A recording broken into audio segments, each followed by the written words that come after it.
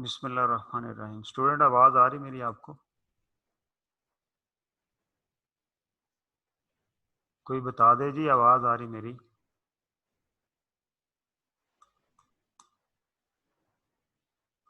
पता नहीं इनका साबुन स्लो है, बोलते क्यों नहीं? भाई आवाज आ रही मेरी आपको?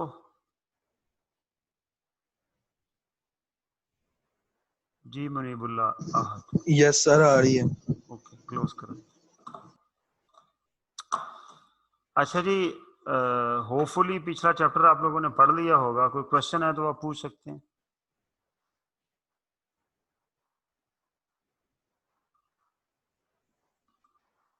ठीक है जी, कोई क्वेश्चन नहीं है।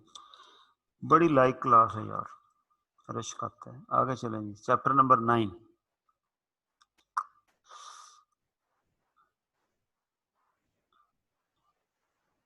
अच्छा, चैप्टर नंबर 9 के अंदर ना स्ट्रेट फॉरवर्डली 3 चीजों के प्रोसीजर हैं सब्सटेंटिव: इन्वेंट्री, रिसीवेबल और कैश एंड बैंक बैलेंसेस। छोटी मोटी डिस्कशन कोई प्री पेमेंट एडवांसेस के ऊपर भी हुई होगी। उसका कोई इतना लंबा चौड़ा काम नहीं होता उसको ऑडिट करने का, उसके सब्सटेंटिव प्रोसीजर जो है। तो इन्वेंट्री जो है एक इंपॉर्टेंट एलिमेंट है फाइनेंशियल स्टेटमेंट का, और ऑडिटर इसके ऊपर खुसूसी तवज्जो भी देता है।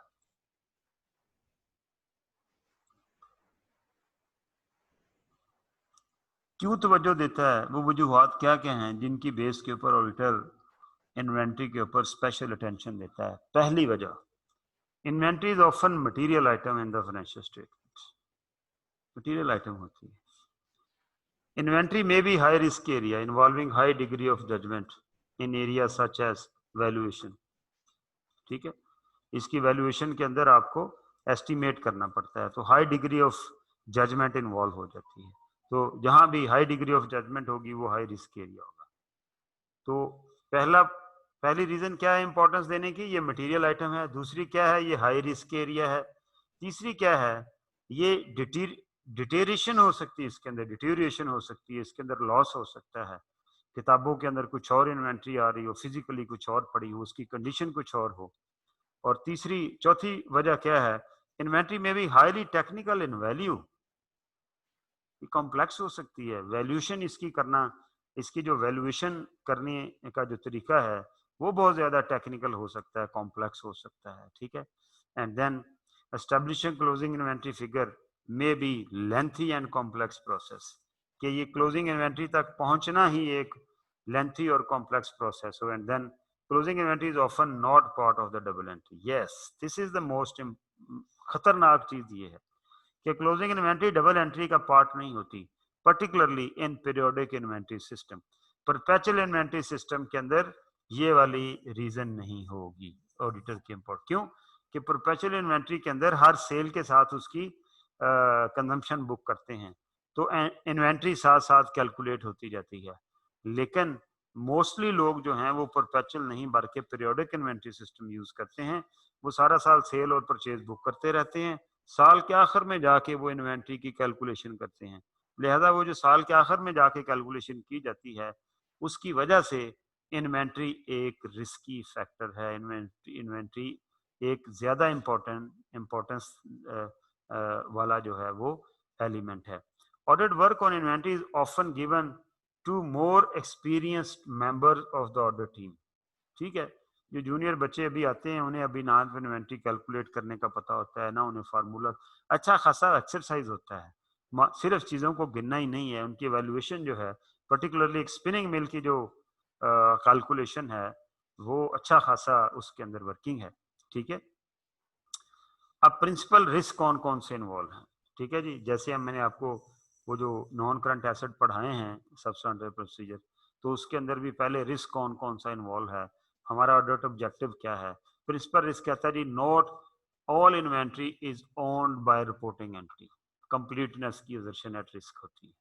ठीक है, कि जी लोगों का माल पड़ा हुआ वो भी गिन लें। ठीक है, तो ये एक बहुत बड़ा रिस्क है। Number 2, inventory financial statement not actually exist, के स्टॉक बहुत ज्यादा है लेकिन एक्चुअली इन्वेंट्री एग्जिस्ट ही नहीं करती, उसकी एग्जिस्टेंस पे क्वेश्चन है। आपने बाहर बार बेच बूच दी है, किताबों के अंदर वो इन्वेंट्री खड़ी हुई है, लेकिन फिजिकली वहां पर मौजूद ही कुछ नहीं है। Inventory being recorded at inappropriate amount, ठीक है, उसकी वैल्यूएशन सही नहीं है, यानी एक्यूरेसी वैल्यूएशन और एलोकेशन, यानी उसको जो एक्सपेंसेस वगैरह एलोकेट किए हुए हैं, जो कॉस्ट ऑफ इन्वेंट्री में आने चाहिए, वो प्रॉपर तरीके से उधर एलोकेट नहीं हुए, या उसकी वैल्यूएशन सही नहीं हुई, एक्यूरेट नहीं हुई। Inventory being included in financial statement which actually belongs to third parties, right and obligation की असर्शन इन क्वेश्चन होती है कि जो इन्वेंट्री हमने ली हुई है अपनी इन्वेंट्री के अंदर, वो हमारी है ही नहीं, वो तो थर्ड पार्टी की है, लिहाजा ये एक जो है वो रिस्की एरिया होता है, ठीक है। और ऑफ कोर्स इन्वेंट्री जो है disclose in financial statement the classification and presentation, कि उसको कहाँ क्लासीफाई किया गया और कहाँ प्रेजेंट किया गया है। ये जो क्लासिफिकेशन और डिस्क्लोजर वाला मामला है, ये तो हमने हर एंट्री में देखना है।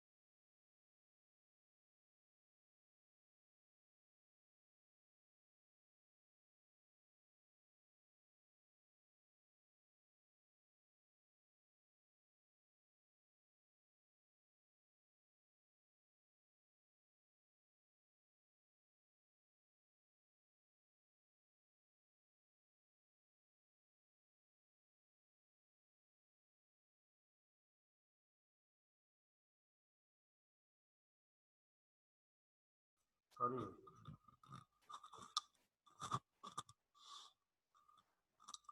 अच्छा जी, वो असर्शन सारी की सारी हैं ऑलमोस्ट, अगर आप देखें तो इसमें एक्यूरेसी वैल्यूएशन एलोकेशन भी आ गई, डिस्क्लोजर प्रेजेंटेशन एंड डिस्क्लोजर भी आ गया, राइट एंड ऑब्लिगेशन भी आ गई, एग्जिस्टेंस भी आ गई, कंप्लीटनेस भी आ गई, छोड़ा तो कुछ भी नहीं है। अच्छा जी, ऑडिट प्रोसीजर्स क्या है? कहते हैं जी ये जो ऑडिट प्रोसीजर हैं, सब्सटेंटिव प्रोसीजर, इनको हम दो हिस्सों में डिवाइड कर सकते हैं। एक क्वांटिटी के प्रोसीजर हैं, एक वैल्यू के प्रोसीजर, ठीक है। जाहिर है ऑडिटर ने इन्वेंट्री कैसे बनती है, quantity multiplied by per unit cost. तो वो जो क्वांटिटी है वो उस क्या वो सही है, इसके ऊपर भी ऑडिट प्रोसीजर हैं, और क्या वो जो पर यूनिट कॉस्ट बनाई गई है उसके ऊपर भी ऑडिट प्रोसीजर हैं। लिहाजा ये तो एक जिमनी सी बात हो गई। आगे चलो जी। तो ऑडिटर के प्रोसीजर दोनों चीजों के ऊपर होंगे, क्वांटिटी के ऊपर भी होंगे और वैल्यूएशन के ऊपर भी होंगे। Substantive procedure for inventory with reference focus largely on the existence and valuation assertion, ठीक है। अब इन तमाम असर्शन में जो एट रिस्क हो सकती हैं, सबसे फोकस ज्यादा किसके ऊपर होता है? एग्जिस्टेंस और वैल्यूएशन के ऊपर, कि जी लोगों ने अपनी एक्चुअली इन्वेंट्री हाई वैल्यू की हुई होती है बैंकों को लोन शोन लेने के लिए, दिखाने के लिए।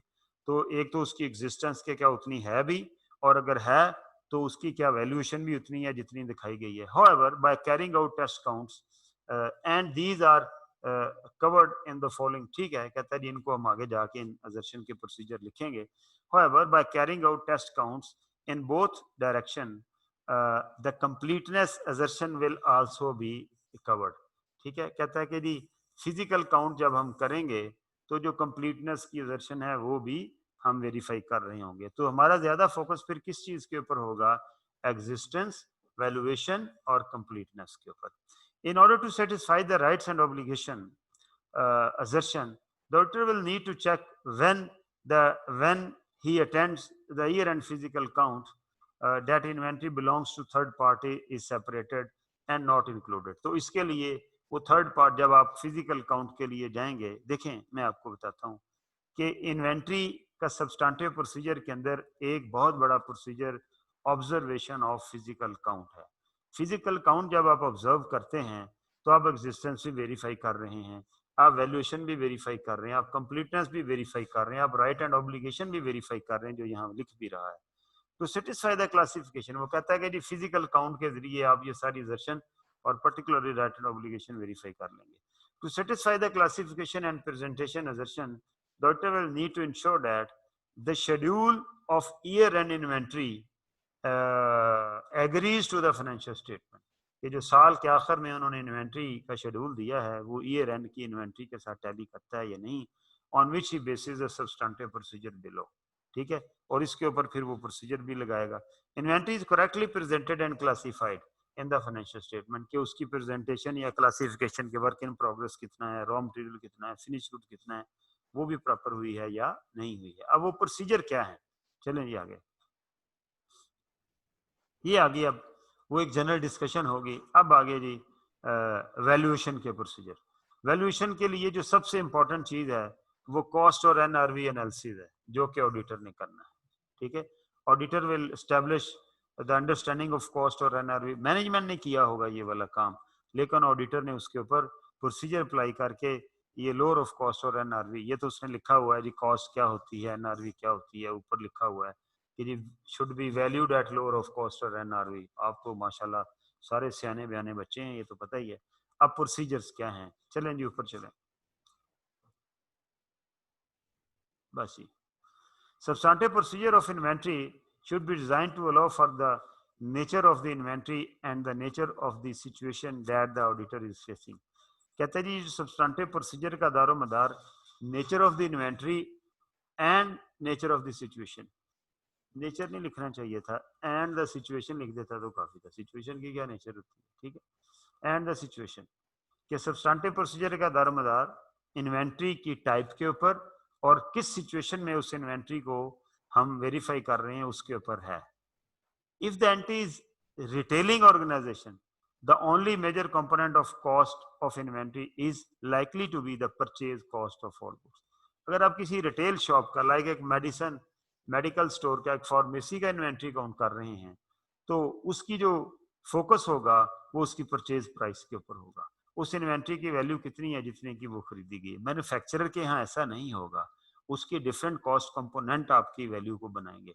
If the entity is involve in manufacturing और processing, the cost of inventory will include an amount of direct labor, production overhead, in addition to the cost of the raw material and components। ठीक है, तो फिर उसकी inventory इन चीजों के ऊपर मुश्तमिल होगी, मुझे उसकी वैल्यूएशन के वक्त ये चीजें भी चेक करनी पड़ेंगी। ठीक है, नीचे उसने लिखा हुआ है कि substantive procedure cost of raw material and the cost of goods purchase for resale. इसके लिए क्या करेंगे, confirm the approach adopted by the client company, कि जी वो जो goods company to estimate the cost of material, कि वो कौन सी अप्रोच यूज करते हैं, वो उसको वेरीफाई करें। Check the figures for the cost of inventory by comparing them with prices in the purchase invoices. अगर वो रिटेलर है तो आप उसकी इनवॉइसेस चेक करके वो वहाँ इनवॉइसेस से कीमत चेक कर सकते हैं वैल्यूएशन पर्पस के लिए। और cost of manufacture good and work in progress के लिए क्या करें, obtain a schedule showing the makeup of the cost figures. ठीक है, check the accuracy of the calculations. Material के लिए परफॉर्म सेम सब्सटेंटिव प्रोसीजर जो आपने परचेज के ऊपर रिटेल के ऊपर परचेज के प्रोसीजर थे वही इधर लगा दें। Check the quantity of the material has been used in the valuation, के क्या क्वांटिटी यूज की गई है, उसके लिए आपने फिजिकल काउंट ऑब्जर्व किया होगा, वो वाली क्वांटिटी आपके पास होगी, उसको इधर क्रॉस करें। आगे चलें।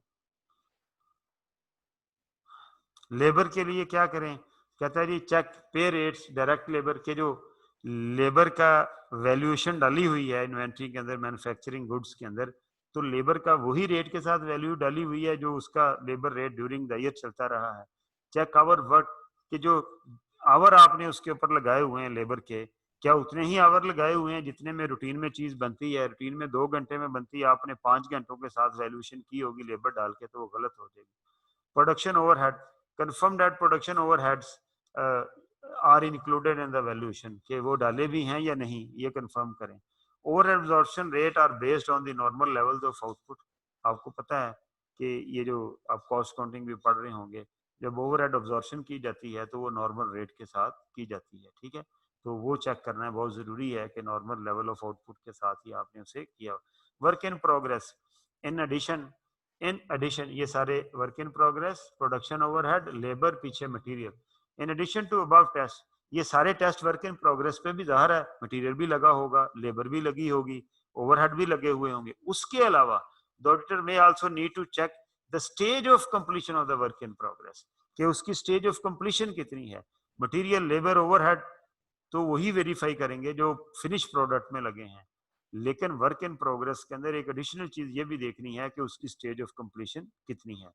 कॉस्ट और नेट रियलाइजेबल वैल्यू का आपने एनालिसिस करना है। कैसे करेंगे? Review and test the procedure in place, management का प्रोसीजर जो है उससे पहले रिव्यू करें, ठीक है। Follow up any information obtain from other audit work suggesting, आपने ऑडिट किया है पूरी कंपनी का, तो आपके ऑडिट फाइल में से कोई ना कोई सजेशन ऐसी मिल सकती है जिससे आपको ये बात पता चल जाए कि जी एनआरवी किस कंपोनेंट की कितनी है। Review inventory records and order books for evidence of the slow moving item, कौन से आइटम जो है वो स्लो मूविंग है, क्योंकि जो स्लो मूविंग आइटम होते हैं वो उनका ऑर्डर बुक से भी पता चल जाता है, रिकॉर्ड से पता चल जाएगा। उनकी एनआरवी आमतौर पर उनकी कॉस्ट से जो है वो रिड्यूस हो जाती है, पड़े पड़े वो खराब हो जाते हैं। Review prices at which goods have been sold after the subsequent year end होने के बाद वाली जो इमीडिएट सेल्स हैं उनको चेक कर लें कि वो कितने कितने में हो रही हैं। तो अगर जितने में वो सेल हो रही है, इसका मतलब है 30 जून को अगर मैंने किसी चीज की इन्वेंट्री की वैल्यूएशन 100 रुपए की हुई है और 5 जुलाई को वो 80 रुपए की बिकी है, इसका मतलब क्या है कि मैंने रॉन्ग वैल्यूएशन की हुई है। 5 दिन बाद वो चीज 80 रुपए की कैसे होगी? लिहाजा उसकी एनआरवी को एनआरवी पे लेके जाना चाहिए। In case of work in progress, compare cost incur to date with selling price minus cost to complete. कहते हैं जी जो आपकी जो वर्क इन प्रोग्रेस में इनकम्प्लीट चीजें होती हैं उनको आप किस तरह उनकी एनआरवी देखेंगे? उनकी एस्टिमेटेड सेलिंग प्राइस में से क्या करेंगे? माइनस कर दें। कहते हैं compare cost incur to date with selling price minus cost. फर्ज करें आज तक उसकी कॉस्ट लग चुकी है 80 और उसकी जो सेलिंग प्राइस है वो है 120 और उसके ऊपर अभी 25 रुपए और लगने हैं। इसका मतलब उसकी एनआरवी कितनी होगी? 95 आज तक की, और उसकी कॉस्ट जो है वो कितनी होगी? 80। तो उसको 80 के ऊपर जो है वो आपने रिकॉर्ड करना है, ठीक है। तो ये वो आपसे पूछ सकता है कि how NRV is determine of work in progress, ठीक है। तो कैसे करना है? कॉस्ट इनकर्ड को कंपेयर करना है, कॉस्ट इनकर्ड टू डेट किसके साथ करना है? Selling price minus cost to complete, वो उसकी एनआरवी होगी, ठीक है। Selling price minus cost to complete. आगे चलो जी, ले जी। अब इन्वेंट्री के अंदर जो सबसे इंपॉर्टेंट सब्सटेंटिव प्रोसीजर है वो क्या है? फिजिकल काउंट है, ठीक है। फिजिकल काउंट का मतलब क्या होता है?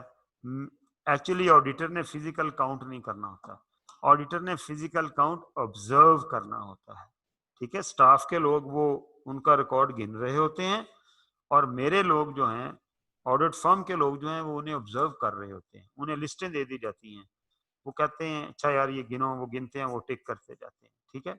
जहां शॉर्टेज है उसे नोट करते जाते हैं। हाँ, सम टाइम वो खुद भी काउंट करके ऑडिटर देख सकता है, कोई मना नहीं है उसको, वो टेस्ट काउंट कर सकता है, ठीक है जी। तो कहता है जी फिजिकल इन्वेंट्री काउंट जो है इसका पर्पस और रिस्पॉन्सिबिलिटी किसकी है? ये रिस्पॉन्स काउंट करना मैनेजमेंट की रिस्पॉन्सिबिलिटी है, ऑडिटर की रिस्पॉन्सिबिलिटी उस काउंट को ऑब्जर्व करना है। पर्पस क्या है? पर्पस ये होता है कि अप टू डेट इन्वेंट्री का पता चल जाए, एब्सोल्यूट आइटम का पता चल जाए, स्लो मूविंग का पता चल जाए, इन्वेंट्री की कंडीशन का पता चल जाए, जो सेफ्टी मेजर्स हैं उनका पता चल जाए, इंश्योरेंस का कवर कितना हासिल है, बहुत इसके इसके फायदे होते हैं, ठीक है। There are several reason for physical count, वो पूछ सकता है पेपर में फिजिकल काउंट क्यों किया जाता है। Physical count may be fairly easy to arrange, particularly where most items of inventory are held in limited number, अगर थोड़ा है तो बिल्कुल कम है, ठीक है, आसानी से अरेंज हो जाएगा। ये एक वजह, सबसे पहली वजह ये बता दी कि जी ये आसानी से हो जाता है, लेकिन कोई ज़रूरी नहीं आसानी से हो। हम इधर तनवीर वीविंग की स्टॉक टेकिंग करने जाया करते थे, तौबा तौबा, लाल मिल में उनका गोदाम होता था, तो वो हम काउंट भी खुद ही करते थे, तो भूत बन जाते होते थे। जो सबसे पैडी और पुरानी जीन्स और जॉगर वो पहन के जाते होते थे और 6-6 दिन लगते थे। Physical count provide evidence of actual existence of the inventory, इसलिए भी जरूरी है। Physical count can be use by the entity to check accuracy of its inventory record system, इसलिए भी जरूरी है। Entity does not have continuous inventory record, physical count के बगैर अकाउंट बन ही नहीं सकते। जहां पर आप परपेचुअल इन्वेंट्री सिस्टम नहीं रखते तो वहां पर क्लोजिंग इन्वेंट्री कैलकुलेट करने का एक ही तरीका है और वो क्या है, फिजिकल काउंट। ठीक है जी, इसलिए भी जरूरी है। discrepancies between physical count and inventory count of inventory and the entries inventory record may indicate weakness in physical control। तो ये जो है वो फिजिकल काउंट से ही ये वीकनेसेस सामने आ सकती हैं और उसको इम्प्रूव किया जा सकता है। Physical count of inventory can also be to check the physical condition, मैंने बताया आपको कि वो खराब तो नहीं होगी, डिटीरिएट तो नहीं होगी, फिजिकल कंडीशन भी हमें पता चल सकती है। It is important to appreciate the relative responsibility of management and auditors with respect to the inventory count. Responsibility management की क्या है कि ये arrange करे physical count को to be made and establish appropriate procedure for counting to ensure that complete and accurate count is taken, वो countable form में हो। ठीक है, ये सारी की सारी जिम्मेदारी किसकी है, मैनेजमेंट की है। ऑडिटर की रिस्पॉन्सिबिलिटी क्या है, वो कहता है जी to gather evidence from which he can reach conclusion on the figure of the inventory of the financial observation and other audit procedure performed by the auditor at the inventory count will provide some of these evidence। कि observe आप करेंगे, आपने क्या करना है, observe करना है, आपने इन्वेंट्री काउंट करना नहीं है बल्कि आपने सिर्फ और सिर्फ उसे ऑब्जर्व करना है। The auditor's attendance at physical inventory count is covered by IS 501 additional consideration। इसके ऊपर एक पूरा स्टैंडर्ड है कि ऑडिटर ने फिजिकल काउंट कैसे करना है। The requirement of 501 in respect of inventory state that if inventory is material to the financial state, the auditor should obtain sufficient appropriate evidence regarding the existing condition of the inventory by attendance the physical count, by attendance at physical count, unless impracticable, तब वक्त है कि वो attendance मुमकिन ही ना हो। वो मुमकिन कब नहीं हो सकती, जहां स्टॉक पड़ा हुआ है वहां आपका जाना मुमकिन ना हो, या आपकी अपॉइंटमेंट ही ईयर एंड के बाद हुई हो, आग लग गई, सैलाब आ गया, वट एवर। ठीक है, the purpose of such attendance is given as being to do.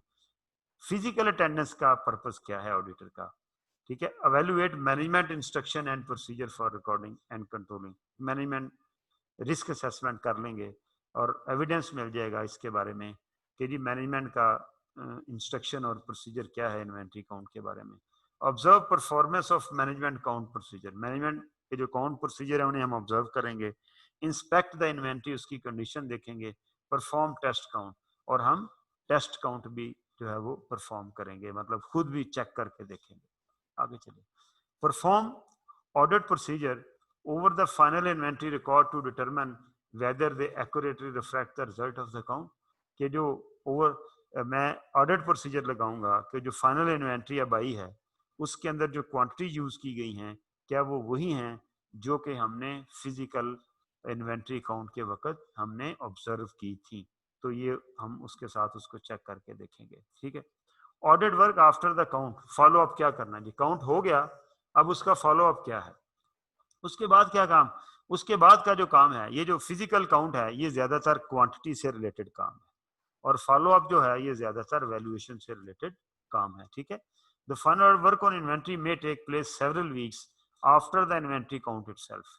In the intervening period, the client should have calculated a final inventory figure for the financial statement।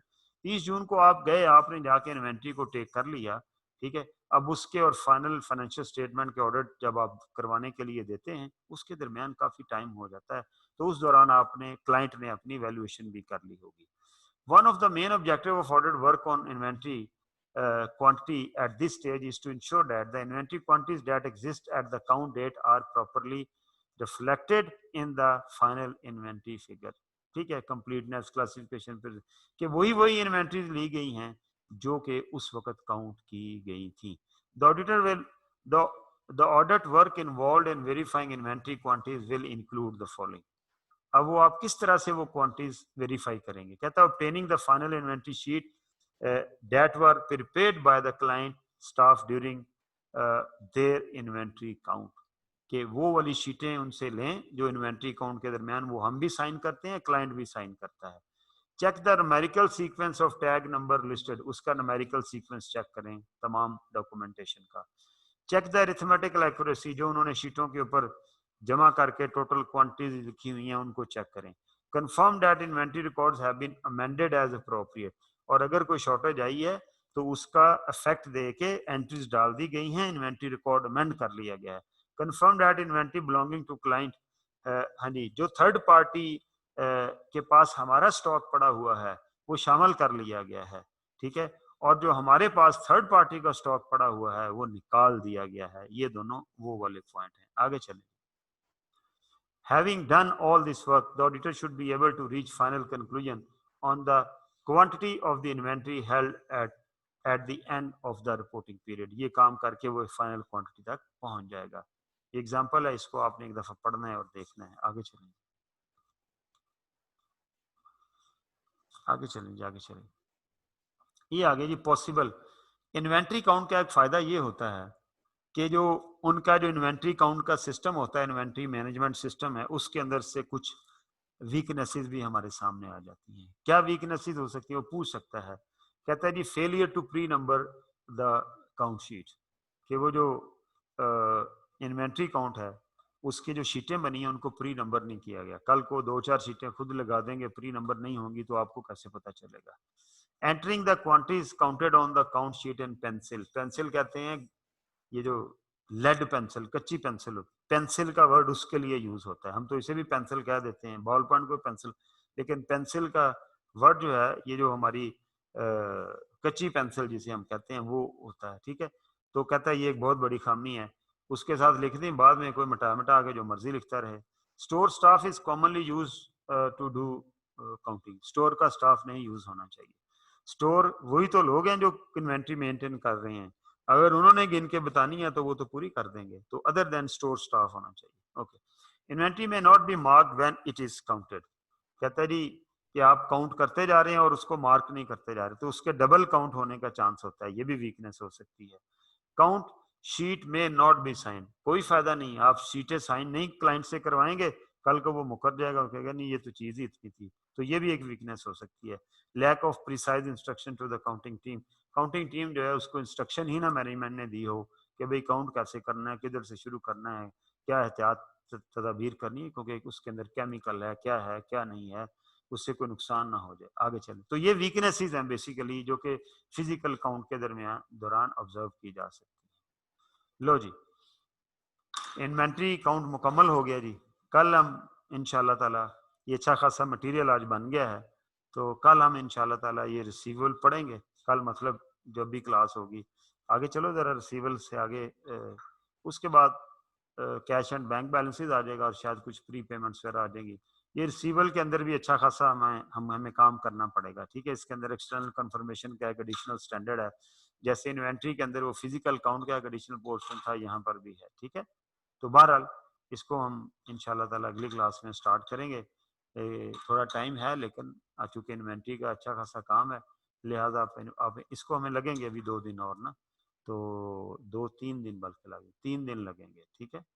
तो इंशाल्लाह नेक्स्ट क्लास में हम receivable के ऊपर बात करेंगे। आप घर जाके इसको आज तैयार कर लीजिएगा, ठीक है। इसके ऊपर भी मेरे मजीद कम से कम 3 दिन इस चैप्टर पे और लगने हैं। थैंक यू वेरी मच जी, अल्लाह मियां आपको अपनी ईमान में रखे।